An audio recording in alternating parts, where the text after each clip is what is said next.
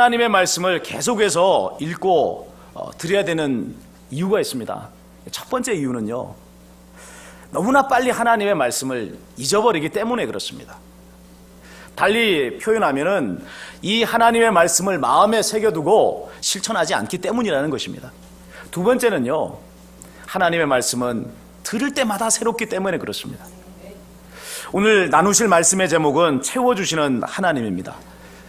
지난 9월 초에 채워주시는 은혜라고 하는 제목으로 이 말씀을 드렸는데, 동일한 주제의 말씀이에요. 당시에 본문에 너무 매이는 바람에 전하고자 하는 그 말씀을 다 전하지 못한 아쉬움이 있어서, 그래서 다시 동일한 주제의 말씀을 드리고자 합니다. 대신 지난번과는 달리 본문의 전체 맥락에 근거해서 말씀을 드리고자 합니다. 자, 오늘 본문에는요, 병에 들린 아들을 치유하고자 예수님께 나온 왕의 신하가 등장합니다. 예수님께서 갈릴리 가나에 계셨어요. 그리고 이 왕의 아들은 가버나움에 병들어 있었다, 이렇게 나와 있습니다. 이런 정보를 통해서 생각해 볼 때 이 사람은 어느 왕의 신하냐면 당시에 갈릴리와 베레아의 분봉왕이었던 헤롯 안디바의 신하였다, 이렇게 우리는 추정해 볼 수가 있습니다. 그 지역의 고위 인사였다라는 것이죠. 그런데 그가 왜 예수님을 찾아왔습니까? 아들이 병이 들어서 죽어가고 있었기 때문에 그런 것입니다. 가버나움에서 예수님께서 계셨던 이 가나까지의 거리는 34km예요. 이 34km의 거리를 왕의 신하는 예수님이 오셨다는 말을 듣자마자 단숨에 달려왔던 겁니다. 그가 예수님에 대한 기대가 그만큼 간절했다라고 하는 것을 말씀해 주는 것이죠. 그는 지난번 예수님께서 갈릴리 가나에서 물을 가지고 포도주를 만드셨다는 그 소문을 들어서 알고 있을 것입니다. 또 유대에서 행하셨던 예수님의 소문 또한 들어서 알고 있단 말이에요. 이 소문을 듣는 가운데 예수님께 나가면 내 아들의 병을 고칠 수 있겠구나 하는 믿음이 생긴 것입니다. 예수님이 오셔서 이 아이의 머리 위에 손 얹고 기도만 해주신다면 내 아들이 치료되겠구나 하는 소원을 품게 된 것입니다. 그는 간절한 마음으로 뛰다시피 하여 예수님께 나왔을 것입니다. 병들어 죽어가는 자녀를 살리기 위해서라면 부모가 못할 일이 뭐가 있겠어요? 전 재산을 팔아서 자녀를 살릴 수 있다면 부모는 전 재산 팔 거 아닙니까? 내 목숨을 내놓고 이 아이를 살려낼 수만 있다면 목숨을 내놓으려고 하는 것이 부모의 마음인 거예요. 그러나 아무리 간절한 마음을 가졌다 한들 그것으로 병들어 죽어가는 자녀를 살릴 수는 없는 것입니다. 여기 34km를 단숨에 달려 나왔다고 하는데 34km가 아니라 340m를 단숨에 달리고 3400km를 막 단숨에 달려 나왔다 하더라도 여러분, 그걸로 죽어가는 아들을 어떻게 살려냅니까? 살려낼 수는 없는 거예요. 하나님의 은혜가 있어야 된단 말이죠. 병을 치료해 주시는 하나님의 기적의 역사가 있어야만 병들어 죽어가는 이 아들이 살아날 수 있는 것입니다. 자, 어떻게 됐을까요? 놀랍게도 그의 아들은 치유가 됐습니다. 예수님께서 가라, 내 아들이 살아있다라고 말씀을 하신 것입니다. 왕의 신하가 예수님의 이 말씀을 듣고 자기의 집으로 가버나움으로 내려갔고, 그 시간에 또 가버나움에서는 그의 종들이 아들이 살아있다 났다는 그 소식을 가지고 가나로 올라오는 길이었습니다. 그래서 둘이 이 길에서 만난 것입니다. 아버지가, 왕의 신하가 언제 이 아이가 낳았는지를 물어봤을 때 전날 오후 1시경에 낳았다는 거예요.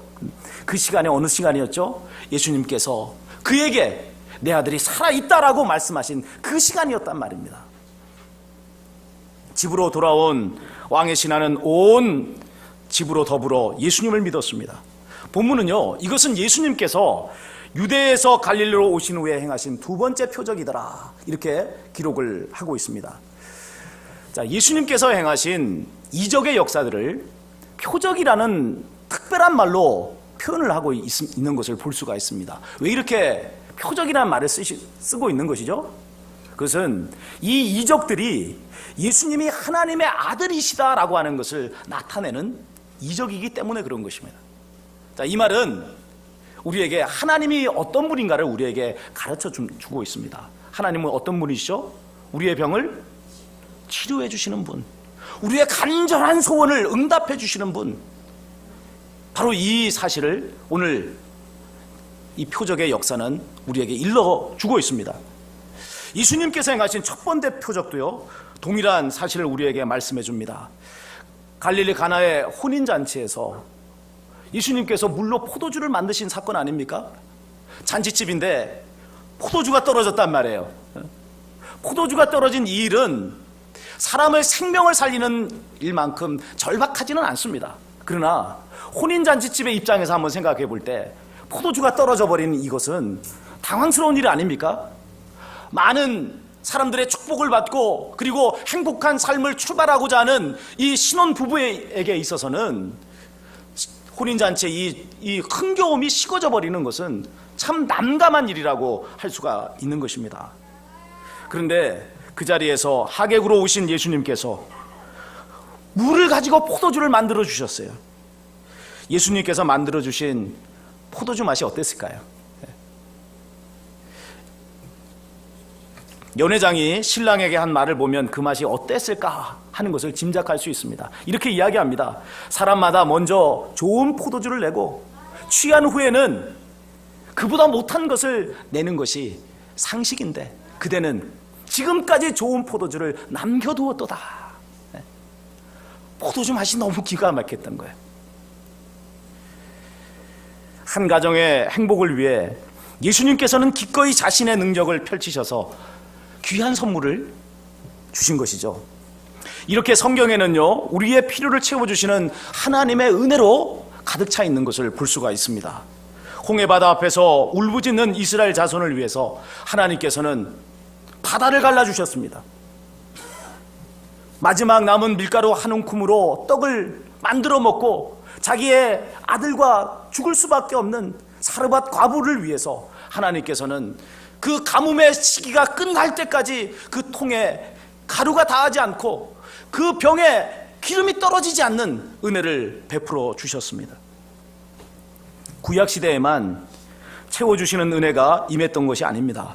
신약시대도 계속해서 하나님의 채워주시는 은혜가 임했던 것을 보게 됩니다. 베드로의 빈 배에 하나님께서는 어획의 기적으로 그 배를 가득 채워주시는 은혜를 베풀어 주셨습니다. 베세다 광야에서 배고파 허겨져 있는 이 사람들을 위해 하나님께서는 오병이어의 기적을 베푸셔서 그들의 배를 채우신 것을 보게 되는 것입니다. 왜 하나님께서는 계속해서 우리에게 이런 은혜로 채워주시고 은혜로 채워주시고 은혜로 채워주시는 역사를 반복하고 계시는 겁니까? 인간 스스로는 자신의 힘과 능력으로 살 수 없는 존재이기 때문에 그렇습니다. 창조주 하나님을 의지해야만 살아가는 인생, 이게 우리의 현실인 거예요. 왜? 하나님이 우리를 만드셨기 때문에 그렇습니다. 그러니 하나님께서 우리를 책임져 주시는 거죠. 책임져 주시는 하나님을 떠나면 우리는 살 수가 없는 존재예요. 이게 우리가 살아가는 삶의 현실 아닙니까? 제가 차를 타고 교회를 오고 가다 보면은 길에서 자주 만나게 되는 노인 한 분이 있어요. 이분은 이 중풍병에 걸렸습니다. 그래서 불편한 손과 발을 하고 열심히 매일매일 운동을 합니다. 열심히 걷고 시간만 나면 팔 돌리기를 하고 이렇게 열심히 운동을 하는 것을 봅니다. 그러나 생각해 봅시다. 아무리 열심히 운동을 한다더라도 하나님의 치유의 은혜가 임하지 않으면 어떻게 되죠? 그러면 그 열심을 낸 모든 노력들이 수포로 돌아가는 거예요. 굳어진 팔다리가 풀어지지 않습니다. 결국은 건강이 악화될 것이고 결국은 죽음을 맞이할 것 아닙니까? 작은 상처 하나 낫는 일에서부터 건강하게 살 수 있는 일에까지 하나님의 은혜 아니고서는 살아갈 수가 없는 것입니다. 거꾸로 말하면 매일매일 우리가 갈 수 있는 것, 오늘 내가 여기 살아서 호흡할 수 있는 이것은 채워주시는 하나님의 은혜가 있기에 가능하다는 것입니다. 이 사실을 깊이 깨닫고 누리는 자가 복이 있는 줄 믿습니다. 이 은혜가 저와 여러분에게 있기를 주님의 이름으로 축원을 드립니다.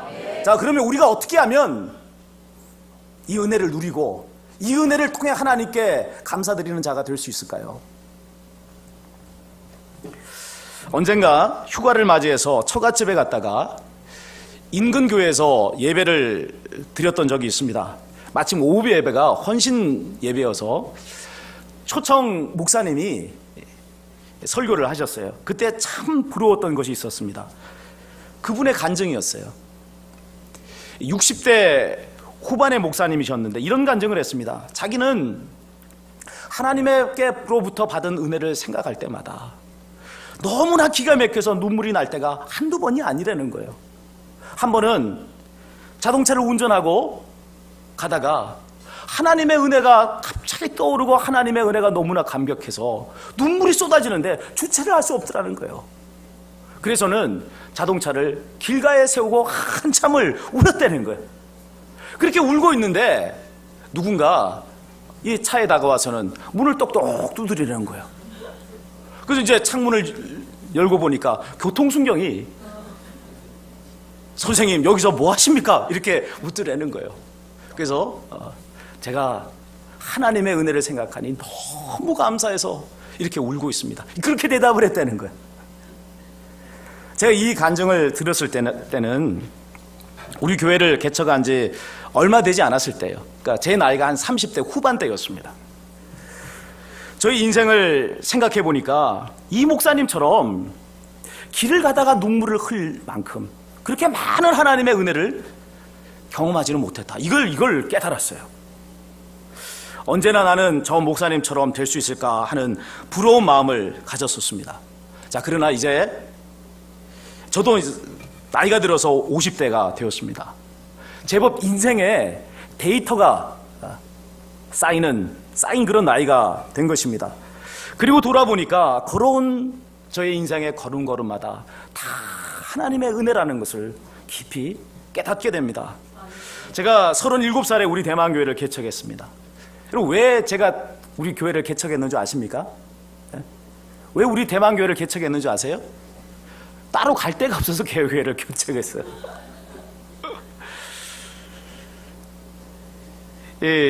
저는 신학대학원을 5년 만에 졸업을 했습니다. 웬만하면 다들 3년 만에 다 졸업을 해요. 그런데 저는 본의 아니게 장기금식도 했고 또 졸업 논문도 너무 어려운 주제를 가지고 쓰는 바람에 5년 만에 가까스로 졸업을 했습니다. 동기 목사님들보다 목사 안수를 받는데 2년이 늦어졌어요. 당시 목사 안수를 받으려면 전도사로 5년을 채워야 목사 안수를 받을 수 있습니다. 자, 그런데 제가 전도사 4년차 되던 때에 교단의 법이 바뀌어져 버렸어요. 그래서 4년만 전도사하면 목사 안수를 받을 수 있도록 그래 법이 바뀌어져 버린 거예요. 장모님이 사위인 저를 위해서 교단법이 바꿔지게 해달라고 기도하셨다고 그렇게 말씀하시더라고요. 그전에도 저한테 가끔씩 그런 이야기 했어요. 교단법 바꿔지면 빨리 목사 안수 받을 수 있어.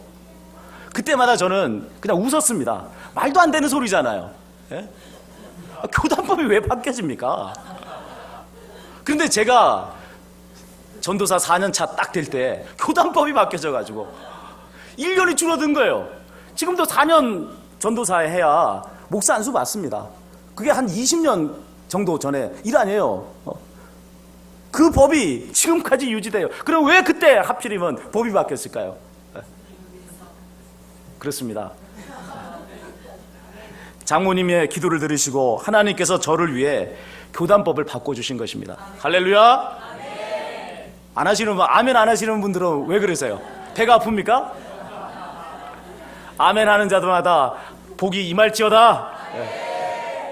자, 그런데 문제가 생겼어요. 어떤 문제냐면 목사 안수를 받으면 단독 목회를 해야 되는데 이력서를 넣는 교회다마다 퇴짜를 받았단 말이에요. 이유인즉슨 학벌이 너무 좋다는 거예요. 또 설교를 너무 잘한다는 거예요. 그러면 자기 교회에 얼마 있지 않다가 떠날 것이 아니냐는 거죠. 자기들은 학벌이 별로 좋지 않아도 설교 그렇게 잘하지 않아도 오랫동안 함께 있을 그런 목사님을 원한다는 것입니다.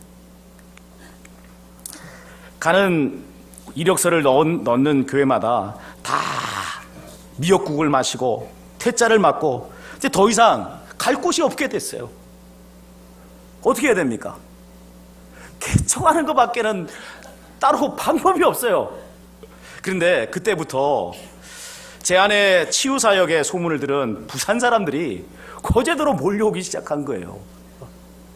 그리고 점점 숫자가 늘어나서는 한 무리가 이루어지게 되었습니다. 그러면서 자연스럽게 부산에 교회를 개척하게 되었습니다.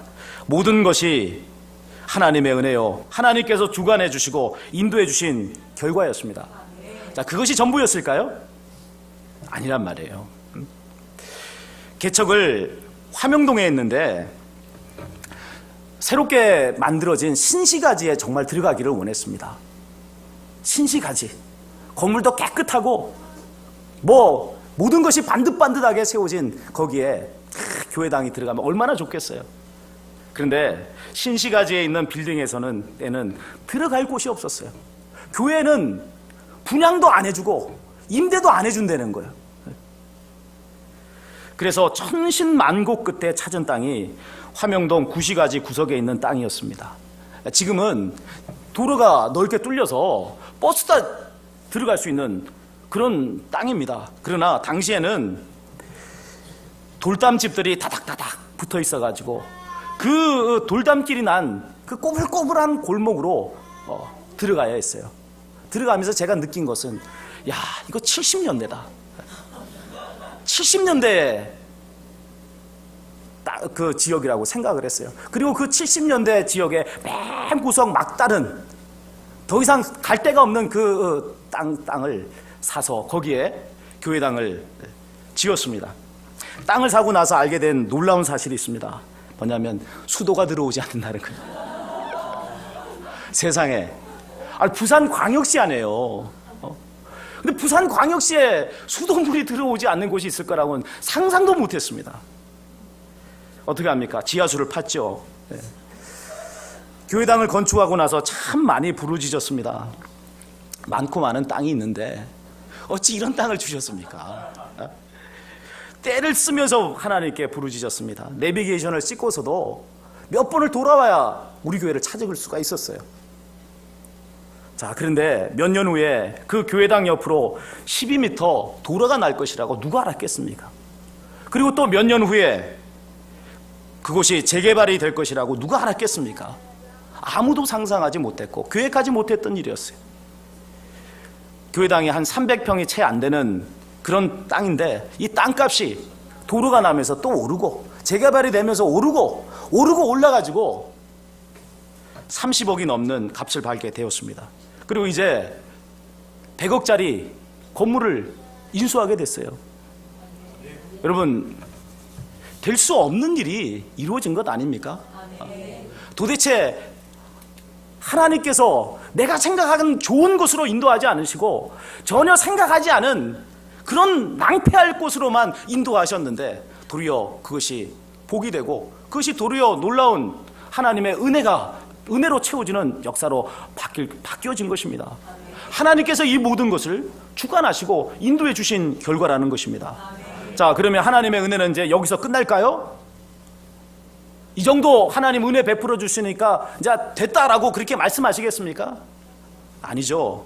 지금까지 은혜를 베풀어 주신 하나님께서 천국 간 그날까지 저의 인생에 또한 더 크고 풍성한 은혜를 베풀어 주실 줄로 믿습니다. 하나님은 어제나 오늘이라 영원히 동일하신 분이시기 때문에 그렇습니다. 제가 왜 이 말씀과 간증을 드릴까요? 여러분의 인생 또한 하나님께서 책임지시고 계시다는 것을 말씀드리기 위해서입니다. 우리 교회는 감사하게도 다른 교회에 비해서 상당히 젊습니다. 제가 50대 초반이지만 가끔씩 새벽 기도회를 인도하거나 또 교우들 모임을 갖게 되면 제가 제일 연장자일 때가 종종 있어요. 자, 무슨 이야기냐면 아직 인생을 돌아볼 만한 충분한 시간과 데이터가 확보되지 않은 분들이 많다는 이야기예요. 지금 한창 자녀들을 키우며 생업에 고군분투하는 시기입니다. 자, 이런 여러분에게 저의 간증이 어떻게 들릴까요? 제가 30대 후반에 교회를 막 개척하고 어느 목사님의 간증을 들었을 때 너무 부럽다라고 하는 그런 마음을 가지고 들었던 그 마음이 많은 분들에게 있을 것입니다. 그러면서 내게도 저런 날이 올까? 그런 생각을 하지 않겠습니까? 그러나 분명하게 말씀드릴 수 있는 것이 있습니다. 뭡니까? 반드시 그런 날이 온다는 거예요. 왜요? 하나님은 우리의 인생을 책임져 주시는 분이시기 때문에 그렇습니다. 전능하신 하나님께서는 우리를 위해 당신의 그 능력을 기꺼이 베풀어 주시기를 원하십니다. 우리를 위해 아들을 내어주시니가 당신의 모든 것을 어찌 아끼며 내주시지 않겠습니까? 마음껏 우리를 위해서 베푸시고 채워주시고 넘치게 하실 줄로 믿습니다. 자, 그러기 위해 우리에게 필요한 것이 한 가지 있습니다. 뭘까요? 전심으로 하나님 믿는 거예요. 끝까지 하나님을 믿는 것입니다. 하나님께서 내 인생을 책임져 주신다. 하나님께서 반드시 내게 승리를 주신다. 하나님께서 함께 하시면 반드시 이긴다. 이것이 저와 여러분이 하나님 앞에 보여야 될 태도인 것입니다. 본론으로 한번 본문으로 돌아가 봅시다. 가나에 계시는 예수님께 나온 왕의 신하는 예수님께 이렇게 간청했습니다. 내려오셔서 내 아들의 병을 고쳐주소서. 이 신하가 원했던 건 뭐죠? 예수님이 그와 함께 동행해서 가버나움까지 가서 그래서 병들어 있는 그의 아들의 머리 위에 손을 얹어서 치료해 주는 것이었습니다. 그러면 나을 것이다 하고 그는 생각을 한 것이죠. 하인의 병을 고치기 위해서 예수님께 나왔던 백부장, 그는 예수님께 뭐라고 말씀드렸습니까? 저의 집에 오지 마십시오. 말씀만 하여 주십시오. 그러면 저의 종의 병이 치유되겠습니다 라고 말씀을 드렸습니다. 예수님께 칭찬받은 그런 믿음의 사람이었죠. 이런 백부장에 비한다면 오늘 예수님 앞에 자기의 아들을 고쳐달라고 나왔던 왕의 신하의 믿음은 참 턱도 없이 작은 그런 믿음이었다고 할 수가 있습니다. 그러나 예수님께서는 그의 작은 믿음에도 은혜를 베풀어 주셨습니다. 가라, 내 아들이 살아있다. 이 말씀을 하시고 이 말씀을 믿을 수 있는 믿음을 이 사람에게 채워주셨단 말입니다. 그리고 그의 아들을 살려주심으로 기적 가운데 살아가는 인생이 되도록 만들어 주셨습니다. 우리가 은혜 가운데 산다는 것이 뭘까요? 은혜 가운데 산다는 것은 여러분 기적 가운데 살아간다는 것을 의미하는 것이고 하나님 차원의 삶을 살아간다는 것을 의미합니다. 우리가 하나님을 힘써 믿을 때 하나님께서는 우리를 위해 일하십니다. 내가 할 수 없는 일을 하게 하시고 도달할 수 없는 곳까지 이르게 해주십니다. 그리하여 마침내 우리를 통해서 영광을 받으시는 거예요. 지금 현재 삶이 고달픈 것은 하나님께서 우리를 작품으로 빚고 계시기 때문에 그렇습니다. 그러기에 이 고달픈 현실의 이 상황에 낙심하지 마십시오. 절망하지 마십시오.